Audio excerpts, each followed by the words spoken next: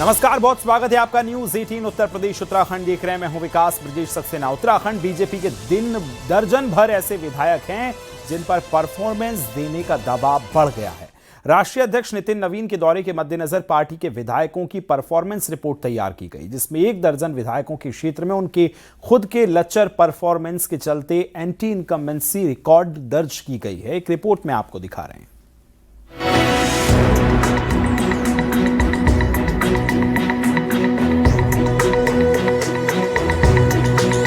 BJP राष्ट्रीय अध्यक्ष नितिन नवीन का दौरा इसी महीने प्रस्तावित है, जिसमें वे 3 दिनों तक विभिन्न लेवल पर मंत्रियों, विधायकों, प्रदेश पदाधिकारियों और कोर ग्रुप की मीटिंग लेंगे।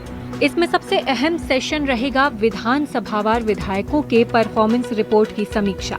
ये रिपोर्ट इंटरनल सर्वे के जरिए तैयार कर ली गई है, जिसमें विधायकों की परफॉर्मेंस, पार्टी वर्कर्स के साथ कोऑर्डिनेशन, संगठन से तालमेल, विधायक पर आरोप या कोई विवादित कार्य और क्षेत्र में विधायक की गतिविधियां जैसे बिंदुओं पर विस्तार के साथ नंबरिंग की गई है। कई विधायक 40% नंबर भी नहीं ला पाए हैं। ऐसे कम से कम 12 नाम शामिल हैं। पौड़ी जिले में 3 विधायक ऐसे हैं जो सर्वे रिपोर्ट में खरे नहीं उतर पाए हैं। टिहरी जिले की 2 सीटों पर विधायक पैमाने पर खरे नहीं उतरे हैं। इसके अलावा चमोली, रुद्रप्रयाग, उत्तरकाशी, उधम सिंह नगर, नैनीताल और देहरादून में एक विधायक सर्वे रिपोर्ट में खरे नहीं उतर पाए। इनमें कई सीटों पर विकास या शिकायतें नहीं, विधायक व्यक्तिगत छवि के पैमाने पर खरे नहीं उतर पाए।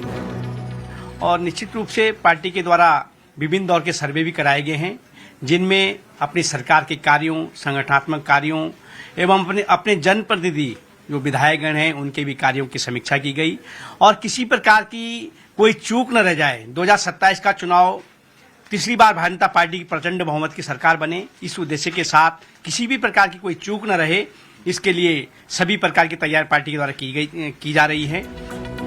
ये सर्वे रिपोर्ट इसलिए भी मायने रखती है कि ये राष्ट्रीय नेतृत्व के कहने पर ही तैयार की गई है।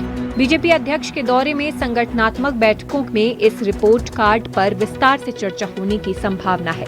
रिपोर्ट में जिन विधायकों के ज्यादा खिलाफ नाराजगी सामने आई है, उन्हें संगठन की ओर से चेतावनी भी दी जा सकती है।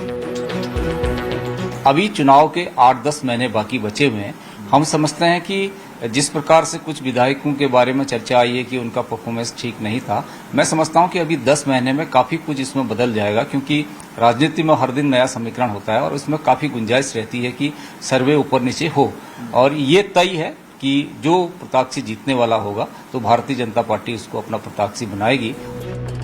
माना जा रहा है कि आगामी रणनीति और टिकट वितरण में भी इस फीडबैक का असर देखने को मिल सकता है। साफ है, बीजेपी 2027 विधानसभा चुनाव से पहले किसी भी तरह की ढिलाई के मूड में नहीं है। यही वजह है कि पार्टी अब चुनावी तैयारी के साथ साथ अपने जनप्रतिनिधियों की जमीन हकीकत को टटोलते हुए जवाबदेही भी तय करने में जुट गई है। न्यूज 18 के लिए देहरादून से सुनील नौप्रभात की रिपोर्ट।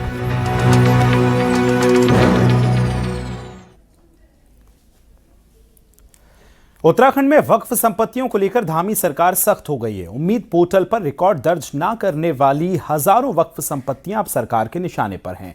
राज्य में वक्फ बोर्ड में 7,000 से ज्यादा संपत्तियां दर्ज हैं, लेकिन अब तक केवल 3,700 संपत्तियों का ही ब्यौरा उम्मीद पोर्टल पर अपलोड है। अल्पसंख्यक कल्याण मंत्री खजान दास का कहना है कि ब्यौरा दर्ज न कराने वाले अधिकांश बड़ी मछलियां हैं, जिन पर निश्चित समय सीमा के बाद कार्रवाई तय है। दरअसल सरकार को शक है कि ये संपत्तियां सरकारी जमीन पर कब्जे के बाद दर्ज कराई गई।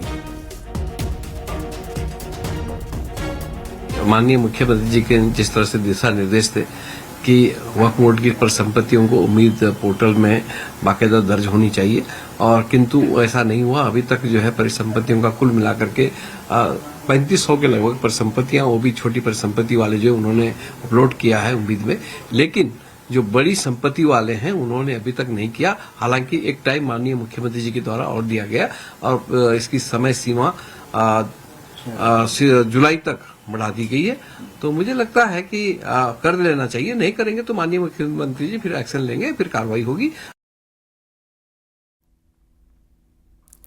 2027 को टारगेट में रखकर भले ही बीजेपी कांग्रेस नेताओं की पार्टी में ज्वाइनिंग करवा रही हो, लेकिन इस फैसले से पार्टी के पुराने कार्यकर्ता अपने करियर को लेकर आशंकित हैं। रिपोर्ट में दिखाते हैं।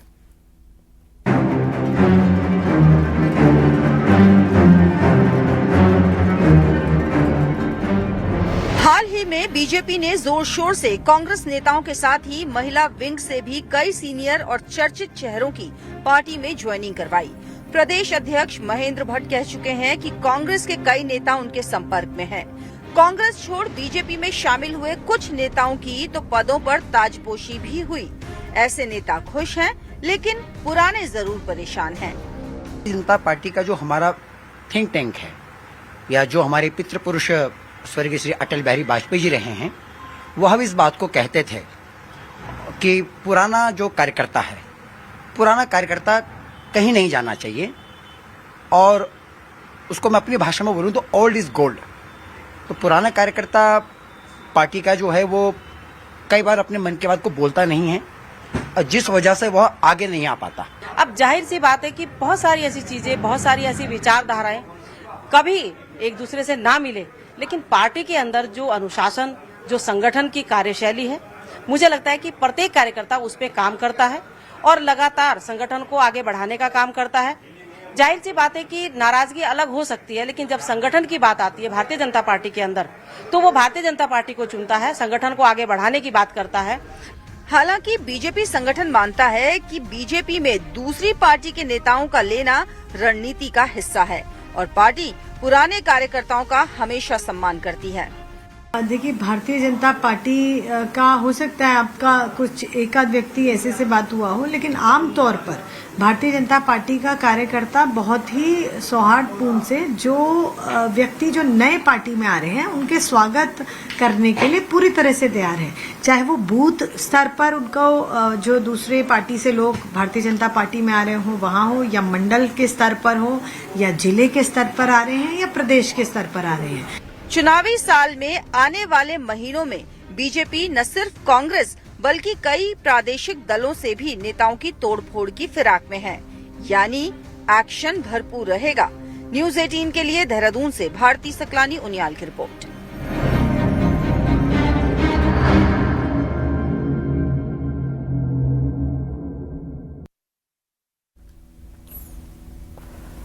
2027 विधानसभा चुनावों का दौर जैसे जैसे नजदीक आ रहा है, राजनीतिक साजिशों की कहानियां सामने आ रही हैं और इन्हीं साजिशों के जरिए सत्ता में बैठी बीजेपी विपक्ष के निशाने पर है। रिपोर्ट में दिखा रहे हैं।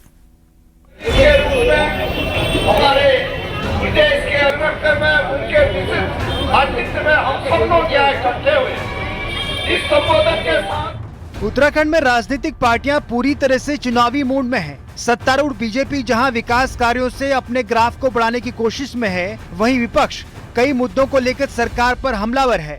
खासकर महिला सुरक्षा के मुद्दे से विपक्ष को उम्मीद है, लेकिन बीजेपी के नेता इसे कांग्रेस की साजिश का हिस्सा करार दे रहे हैं। यही एक लास्ट विकल्प रह गया है कि इन साजिशों के जरिए वो 2027 में सत्ता में आने की कोशिश कर रही है, लेकिन ऐसा संभव नहीं हो पाएगा क्योंकि इन साजिशों का कोई भी धरातल पे कोई वो नहीं है कि ये चीजें, मतलब जो भी वो कर रही हैं वो उनकी खुद की अपनी मनगढ़ंत चीजें हैं और इनका कोई भी एक, हम ये कहें कि एक मुद्दा वो है ही नहीं। वही मंत्री सुबोध उनियाल इन सब साजिशों को राजनीति के साइड इफेक्ट मानते हैं, जिनका सामना पार्टी को करना होगा। क्या है पॉलिटिक्स, इसमें कई तरह के लोग नीतियां अपनाते हैं, ये भी एक नीति है, उसमें इनका सामना करना चाहिए, इनसे घबराना नहीं चाहिए। दरअसल पिछले दिनों विपक्ष ने बीजेपी के विधायक अरविंद पांडे की एक चिट्ठी वायरल होने का दावा किया, जिसकी हवा खुद अरविंद पांडे ने चिट्ठी को फर्जी कहकर निकाल दी। साथ ही चंपावत में कथित सामूहिक रेप केस को भी हवा देने की कोशिश में बैठे विपक्ष की हवा तब निकल गई जब पूरा घटनाक्रम ही फर्जी निकला। ऐसे में विपक्ष ऐसे मुद्दे की तलाश में है जिससे सरकार को घेरा जा सके। हल्द्वानी से न्यूज़ 18 के लिए शैलेश नेगी की रिपोर्ट।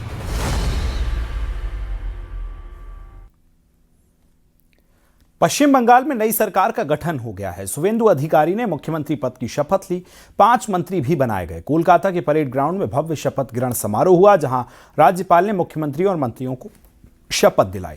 शुवेंदु अधिकारी के सीएम पद की शपथ के बाद दिलीप घोष ने मंत्री पद की शपथ ली। अग्निमित्रा पॉल ने भी मंत्री पद की शपथ ली। अशोक कीर्तिनिया मंत्री पद की शपथ ली। फिर क्षुदीराम टुडू ने भी और निशित प्रमाणिक ने मंत्री पद की शपथ ली। इस मौके पर मंच पर पीएम मोदी, अमित शाह, राजनाथ सिंह, पुष्कर सिंह धामी भी मौजूद रहे। मंच पर एनडीए शासित राज्यों के मुख्यमंत्री और कई केंद्रीय मंत्री भी पहुंचे। নির্বাহ করিব এবং ভয় বা পক্ষপাত প্রীতি पौड़ी गढ़वाल से बीजेपी सांसद नवनियुक्त सीडीएस एनएस राजा सुब्रमणी को बधाई दी गई है, जहां उन्होंने खुद को बहुत ही गौरवान्वित महसूस करता हूं कहा। देश के पहले और दूसरे सीडीएस मेरे लोकसभा क्षेत्र गढ़वाल से थे और अब देश के तीसरे रिटायर्ड लेफ्टिनेंट जनरल एनएस राजा सुब्रमणी का नाता भी हमारी वीर और अदम्य साहसी गढ़वाल राइफल से है। अनिल बलूनी ने उन्हें शुभकामनाएं देते हुए कहा कि आपने अपने सैन्य जीवन के अनमोल 40 वर्ष गढ़वाल राइफल्स को समर्पित किए और आपका सैन्य समर्पण देश को नई ऊंचाइयों पर ले जाएगा।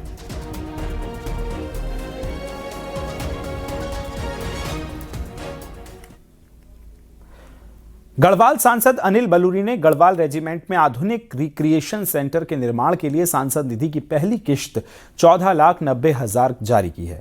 इस सेंटर के निर्माण होने से जवानों को काफी लाभ होगा और उनके मनोरंजन के लिए नया वातावरण तैयार होगा। इस मामले में कुछ दिनों पहले सांसद अनिल बलूनी और अग्निवीरों के साथ संवाद हुआ था। अनिल बलूनी ने कहा था कि देश की सेवा को समर्पित हमारे वीर सैनिकों के कल्याण हेतु मेरी सेवा, संकल्प और प्रयास निरंतर जारी रहेंगे।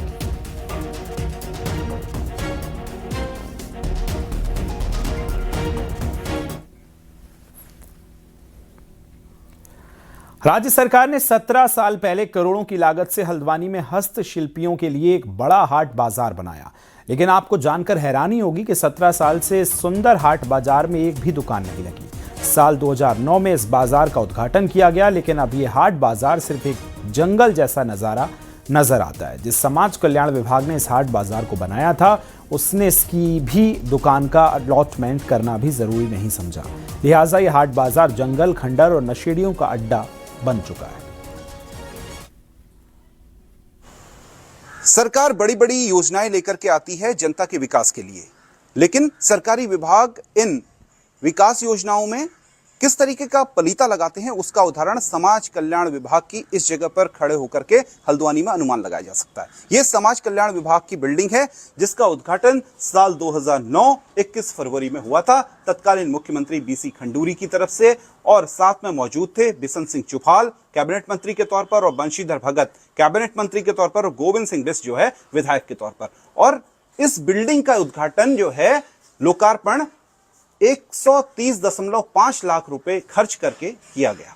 और यह है शिल्पी हाट की बिल्डिंग। शिल्पी हाट में कुल मिलाकर के 24 दुकानें सरकार की तरफ से बनाई गई, और ये वो दुकानें, ये दिखाइए आप, दुकानें दिखाइए, इधर दिखाइए, पूरी सारी दुकानें दिखाइए।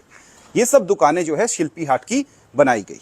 लेकिन 2009 से ये 2026 आ गया है, लेकिन एक भी दुकान का अलॉटमेंट नहीं हुआ, और ये खूबसूरत जो मार्केट बनाया गया था, शिल्पी हाट बनाया गया था, ये पूरी तरीके से जंगल में तब्दील हो गया। जब मैंने परसों निदेशक जी से इस विषय को कहा कि भाई ये जो आपकी प्रॉपर्टी है, यहाँ दुकानें वगैरह हैं, ये अलॉटमेंट जब अनुसूचित जाति के लिए होती हैं, तो इसको सभी वर्गों के उत्थान के, दिव्यांग हो गए हैं, महिलाएं हो गई, और सभी ब्राह्मण वर्ग या ब्राह्मण वर्ग जो आर्थिक रूप से कमजोर लोग हैं, ये उनके लिए भी इस विषय को रखते हुए आप इसका ऐसा प्रस्ताव बनाएं कि जिससे सभी वर्गों के उत्थान के लिए इस जगह का सदुपयोग हो जाए, क्योंकि ये प्रॉपर्टी बहुत अच्छी प्रॉपर्टी है। ये इस तरफ देखिए, पूरा हाल देखिए, ये देखिए पूरी तरीके से जंगल में तब्दील हो चुका है। और 2009 से 2026 का जो एक समय की अवधि होती है, उस दौरान यहाँ केवल जंगल विकसित हुआ है। इसके अलावा जो अलॉटमेंट होना चाहिए था दुकानों का, एक भी नहीं हुआ है। तो जो शिल्पी हाट बनने का सपना 2009 में देखा गया था, वो आज भी अधूरा पड़ा हुआ है। शैलेंद्र नेगी, न्यूज़ 18, हल्द्वानी। देहरादून में एक इंजीनियर के साथ लूटपाट का मामला सामने आया। बताया जा रहा है कि लक्ष्मण चौक निवासी आकाश कुमार गुरुवार देर रात सहस्त्रधारा क्रॉसिंग पर घर जाने के लिए बाइक बुक कर रहा था। तभी स्कूटी सवार 2 लोगों ने उसके घर छोड़ने की बात कहकर अपने साथ बैठा लिया। आरोपी के बदमाश उसे जामुनवाला पुल तक ले गए, जहां मारपीट और लूटपाट के बाद उसे वहीं छोड़ दिया। गंभीर घायल युवक वहीं पड़ा रहा। सुबह राहगीरों और फौजियों की मदद से उसे बाहर निकालकर दून अस्पताल पहुंचाया। वहीं मामले में पीड़ित के पिता का आरोप है कि रिपोर्ट लिखने के लिए प्रेमनगर और रायपुर थाने के चक्कर लगाने पड़े।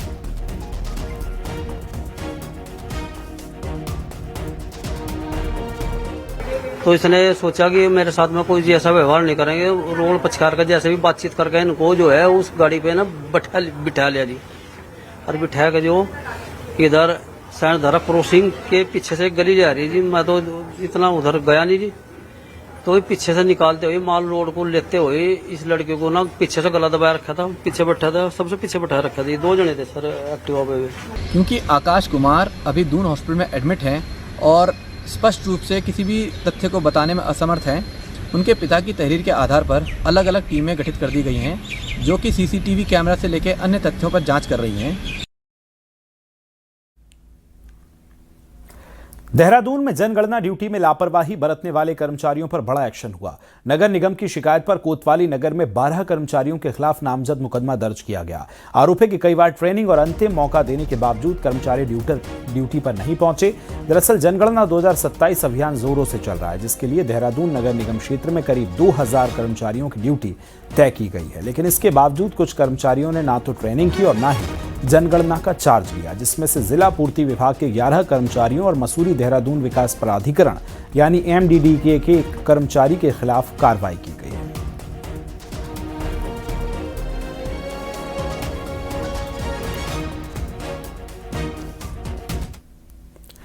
हरिद्वार में एक शख्स का अजीबोगरीब हरकत का वीडियो वायरल हो रहा है, जिसमें शख्स एक माला चढ़ी फोटो को गंगा में बहाता दिख रहा है। दावा किया जा रहा है कि यह फोटो उसकी पत्नी का है। वो पत्नी की रील बनाने की आदत से नाराज था, इसलिए उसने हरिद्वार जाकर अपनी जिंदा पत्नी का पिंडदान कर डाला। इस पूरी घटना का वीडियो सोशल मीडिया पर पोस्ट कर दिया। हालांकि वीडियो कब का है और यह शख्स कौन है, अब इसकी जानकारी नहीं हो पाई है। वो व्यक्ति आया और ये चीज करके चला गया। अब बाद में उसने कब ये काम किया, सोशल मीडिया पे डाल दिया। ठीक है, पुलिस ने भी इसका संज्ञान लिया, हो सकता है पुलिस भी हमने भी पुलिस को भेजा तो पुलिस इस पर ढूंढेगी, इसमें कार्रवाई करेगी। लेकिन हमारा कहना ये है, अगर जिन लोगों की आंखों के सामने ये सब हो रहा था, क्या उनकी भी जिम्मेदारी नहीं है कि इस प्रकार के लोगों को तुरंत रोकना टोकना? अगर कार्रवाई होगी, हम तो चाहते हैं कार्रवाई हो। राज्यपाल गुरमीत सिंह ने शनिवार को बाबा केदार के दर्शन किए और मानव कल्याण के साथ सभी प्रदेशवासियों को सुख समृद्धि की कामना की। इस दौरान राज्यपाल श्रद्धालुओं, तीर्थ पुरोहितों और स्थानीय व्यवसायियों से भी मिले। राज्यपाल ने कहा कि बाबा केदार दर्शन कर अद्भुत शक्ति मिलती है। यहाँ का वातावरण मन को भक्ति के रस में डुबो देता है। आज अत्यंत सौभाग्य का क्षण है कि बाबा केदार ने ये अवसर दिया है कि यहाँ पर आज के इस अवसर के ऊपर में बाबा केदार के दर्शन करना, उनका आशीर्वाद लेना और यहाँ पर हर एक तीर्थालु के साथ में मिलना, उनकी समस्याओं को, उनके सुझाव को सुनना। राज्यपाल गुरमीत सिंह ने शनिवार को भगवान बद्री विशाल के दर्शन किए और उनकी विशेष पूजा अर्चना की। राज्यपाल ने बद्री विशाल की विशेष पूजा अर्चना की। इस दौरान उप राज्यपाल ने 4 धाम व्यवस्था पर संतुष्टि जताते हुए बद्री केदार मंदिर समिति और राज्य सरकार की तारीफ की। तो आपका नाम इसीलिए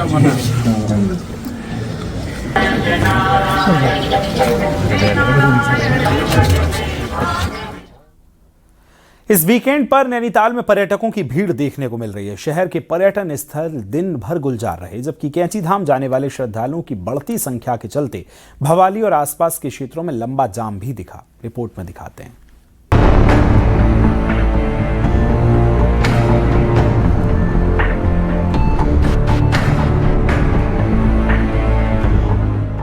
वीकेंड पर नैनीताल की ओर पर्यटकों ने बड़ी संख्या में रुख किया।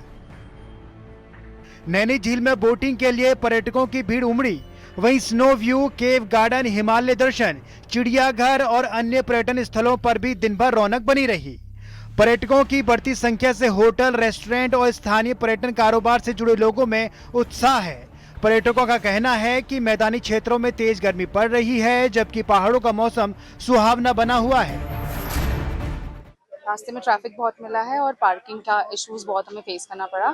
हमने काफी नीचे पार्किंग करी, इस वजह से हमें ज्यादा देर तक बहुत दूर आना पड़ा चल के, और अभी हम ढूंढ रहे हैं कि हम कैसे जा सकते हैं कैंची धाम।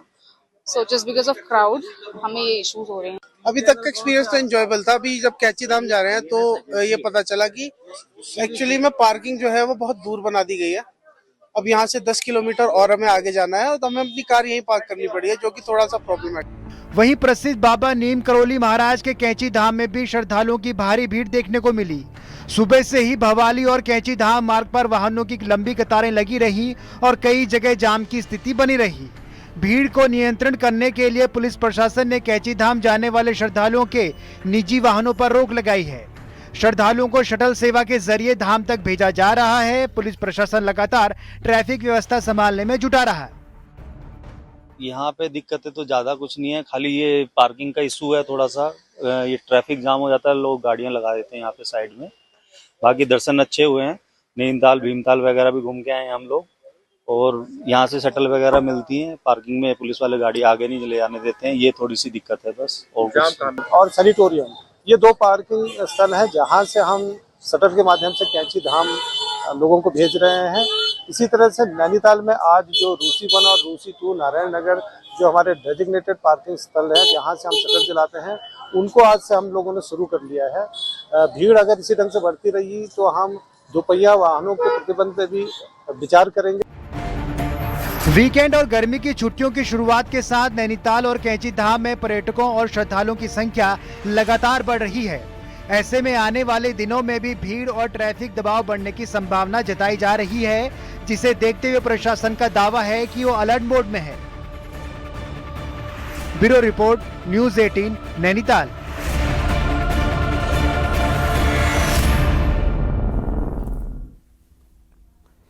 यहां रुक रहे हैं, बहुत छोटे से ब्रेक के लिए। खबरें लगातार जारी।